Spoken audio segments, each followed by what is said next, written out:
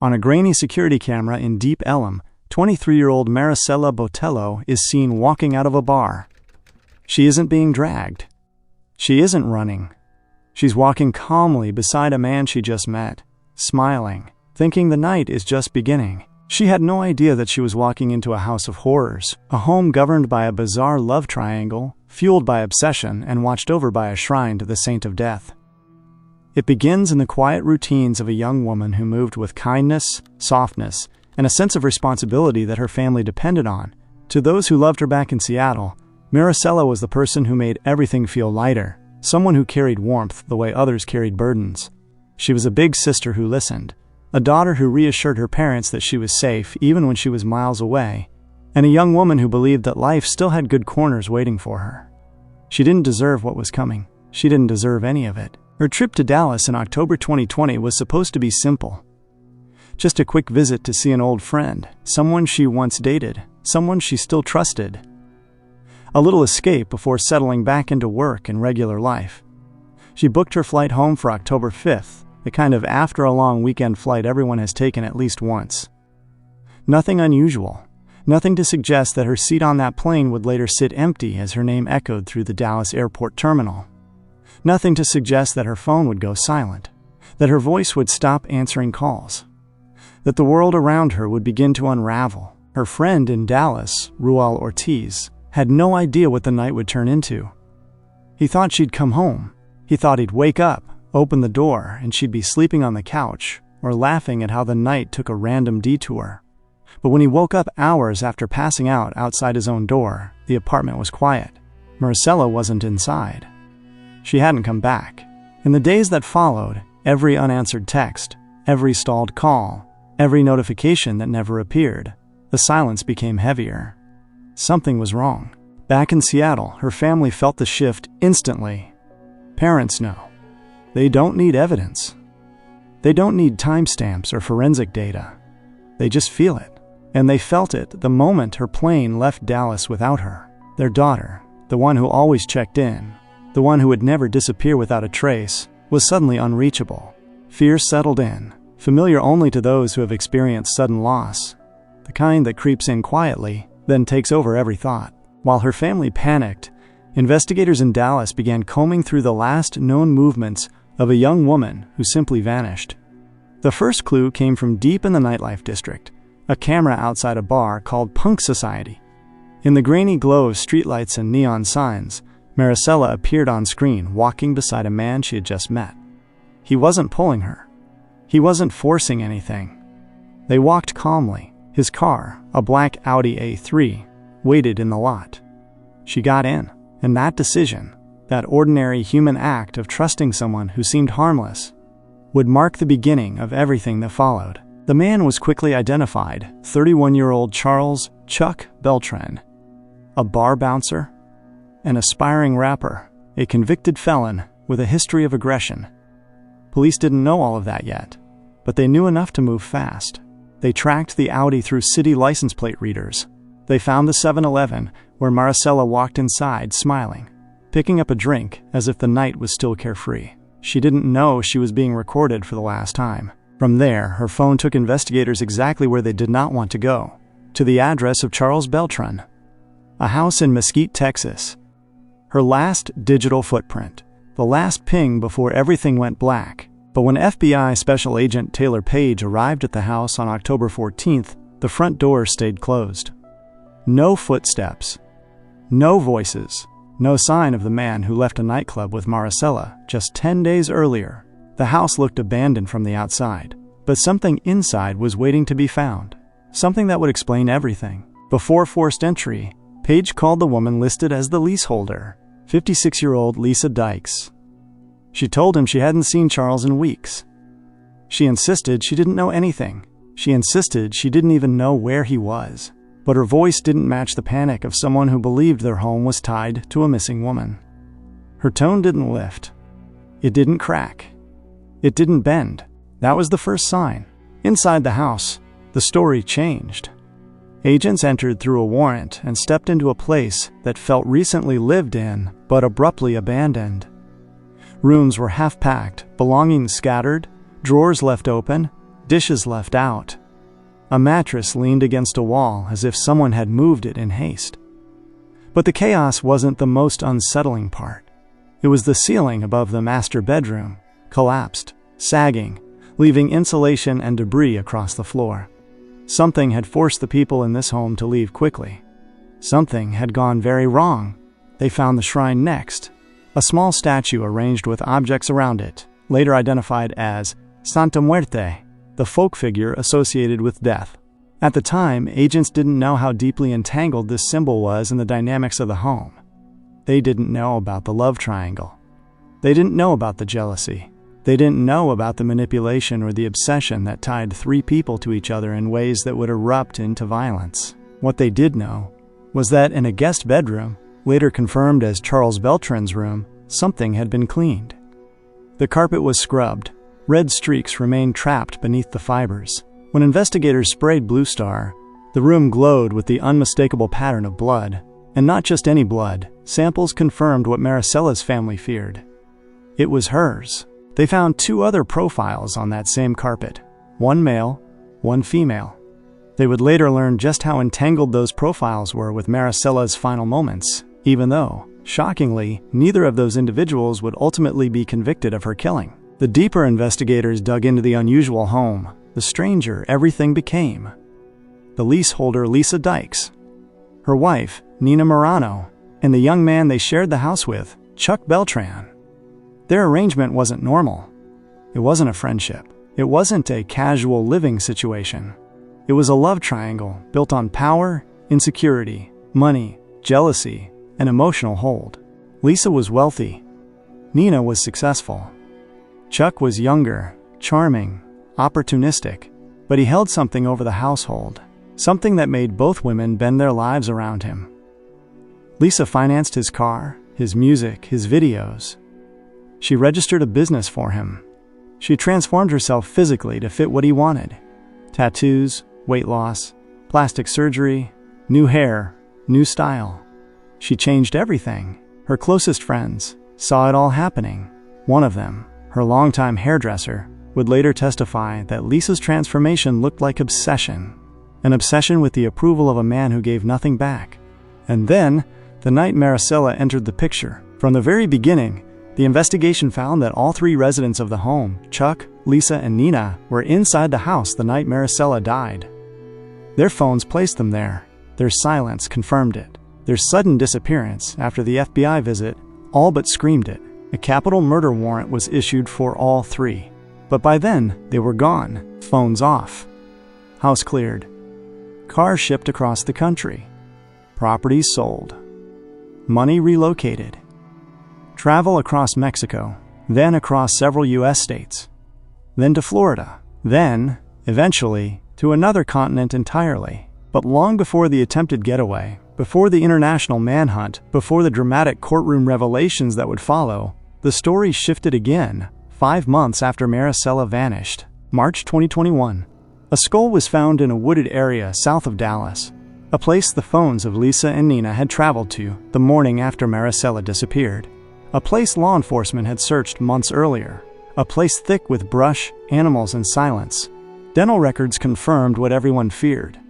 It was Marisela. Her body had been exposed to the elements for months, leaving only partial remains.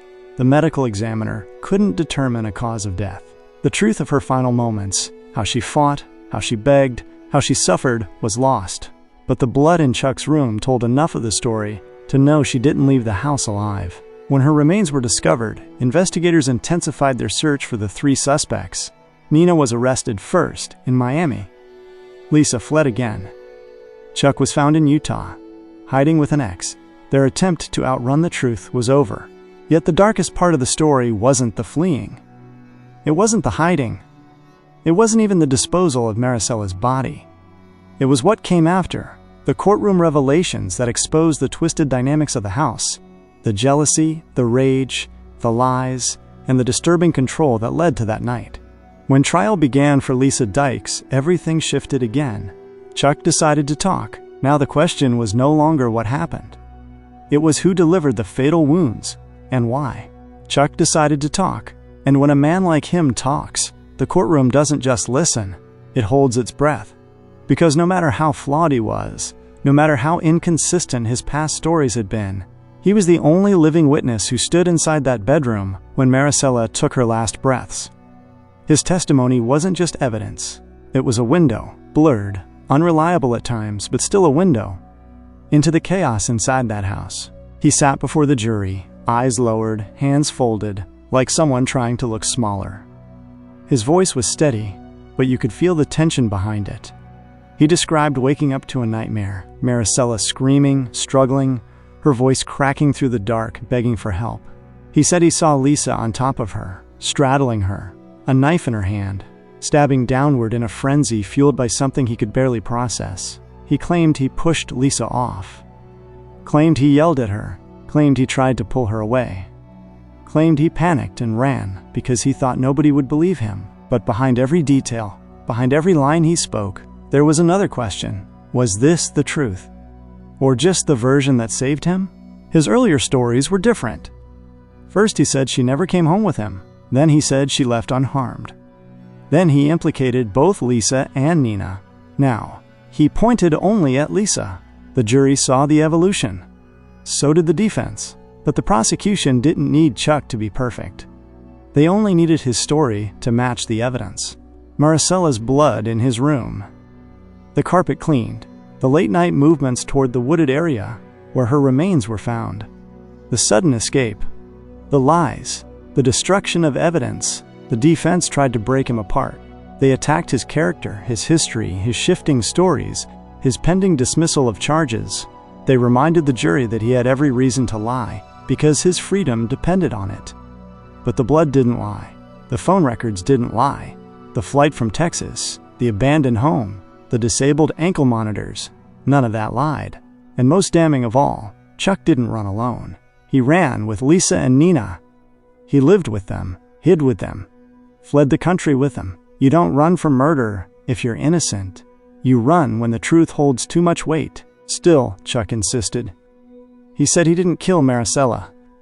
He said he didn't touch her. He said he only woke up to the violence. The prosecution leaned heavily on one sentence. One line, he said. Lisa told him during the struggle. I told you not to bring any more girls over here. I do everything for you. It echoed in the courtroom. It hit the jury like a confession spoken out of emotion, anger, and betrayal.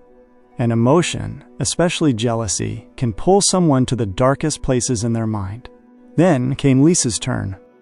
Charles was a lot more aggressive than what you have been told. He was really bad as far as aggression goes. One night in particular, he was trying to get a hold of me for money. Whenever I woke up in the morning, I had 99 missed phone calls from this man. 99. No. Chuck was and continued to always be a business interest that went sideways. Okay, so you hear all these women talk about how sweet he was. Is that the 50-50 he's referring to? Well, it's not the 50 I got most of the time in the later days, but he could definitely appear to be.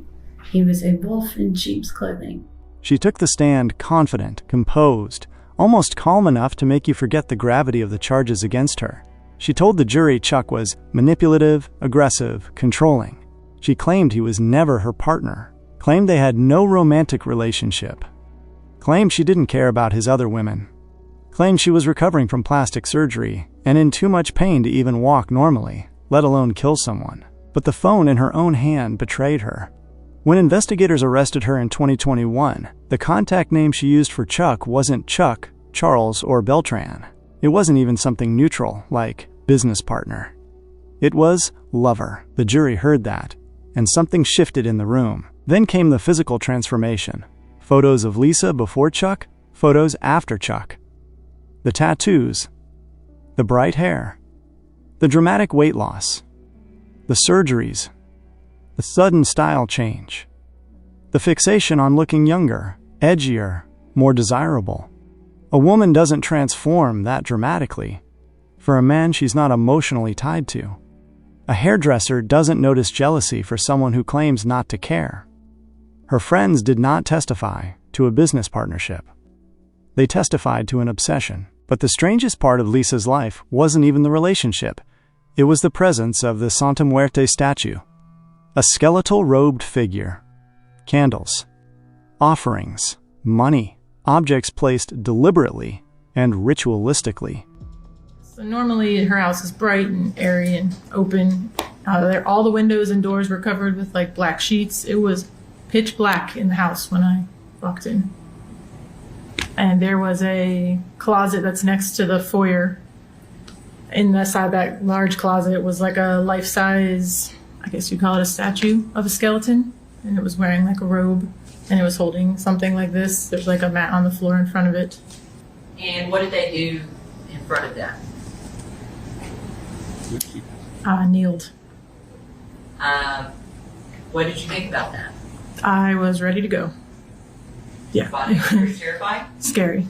In December, did you receive a photograph from a buyer's agent about some concerning things in the home? Yes, we did. A buyer's agent had said that a buyer was concerned about something that they seen, and they sent me a photo. It was like a smaller, what I would call Grim Reaper statue, and it was on like a small side table with candles and like little cups of alcohol or money in the cups. And what did that statue in your research represent? The Santa Muerte statue was Angel of Death that they had. Lisa called it nothing more than clutter, nothing more than a Halloween decoration. But multiple witnesses described her kneeling before it, praying, or at least focusing her energy on it. Whether or not it was witchcraft didn't matter. What mattered was that it showed she lived behind layers. Layers of truth, layers of lies, layers of a life constantly reshaped for the people around her. When the prosecution introduced evidence that she and Nina drove to the exact wooded area where Marisela's remains were later found, Lisa tried to deny it. She insisted they were going to a FedEx center. She insisted they were picking up documents. Yet she couldn't provide a single package. No digital trail. No record. Nothing to support that trip. The truth was simple. Her phone pinged where Marisela's remains were discarded. And she lied about why she was there. As Lisa spoke, the jury watched her closely. Every denial, every claim of innocence, every attempt to distance herself from Chuck. But there was one thing she could not distance herself from: the actions after the murder.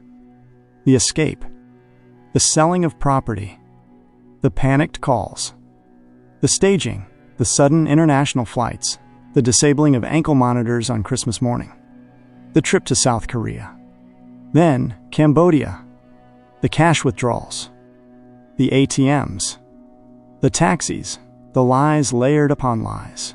Innocent people don't orchestrate escapes on holidays. They don't run through multiple countries.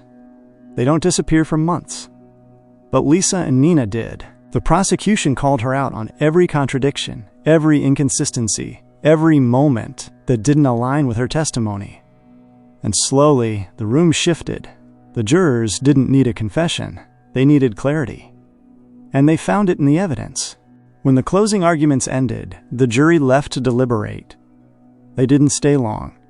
90 minutes, one of the fastest decisions in Dallas County for a murder case that complex. When they returned, you could hear the silence before the verdict.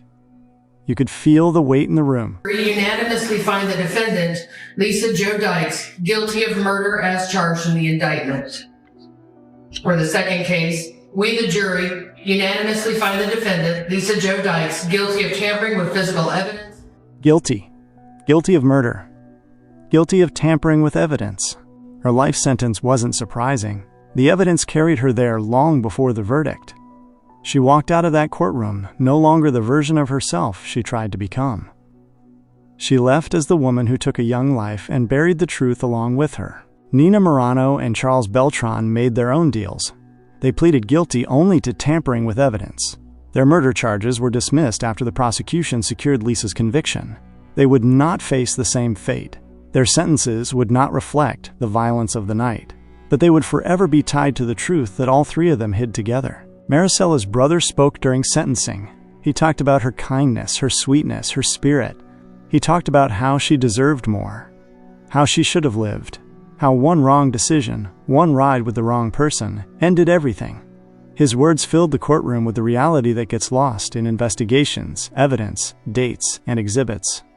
This wasn't just a case.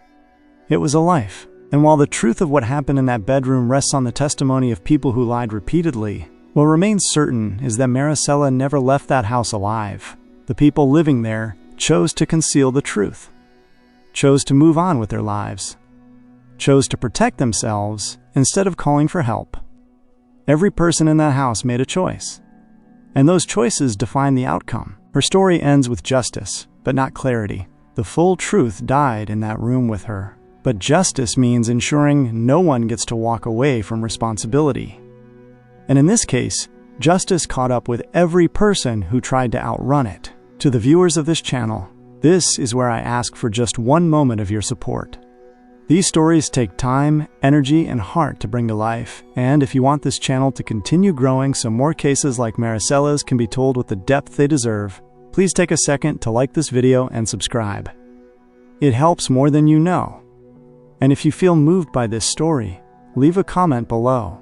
Your engagement helps these stories reach more people, and it helps Marisela's memory continue to be seen and heard. The tragedy of her death shouldn't be forgotten. Her life shouldn't fade into silence, and her name deserves to be spoken far beyond the courtroom where her case ended. Thank you for watching, and until the next story, stay safe.